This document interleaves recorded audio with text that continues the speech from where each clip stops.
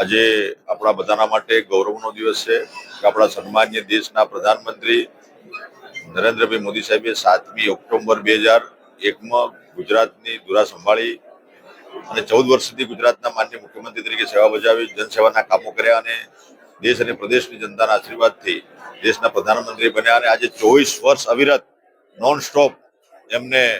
જે સેવાના કામો કર્યા અને એમાં જનવિશ્વાસ, સેવા અને સમર્પણના 24 વર્ષ જે પૂરા થયા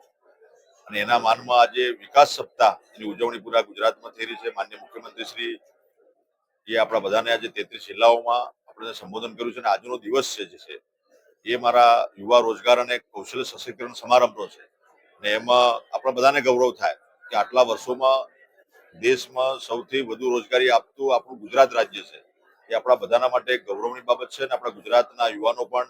એનામાં જે કૌશલ્ય છે એનું સશક્તિકરણ કરીને એ આગળ વધે, સ્કિલ બેઝ એજ્યુકેશન મેળવીને આઈટીઆઈના માધ્યમથી જે કંઈ આપણા આજે નાના મોટા જે કૌશલ્યવર્ધન જે કેન્દ્રો છે એમાં જઈને એ તાલીમ મેળવે અને આત્મનિર્ભર બને, એના માટેનો આ એક પ્રયાસ છે.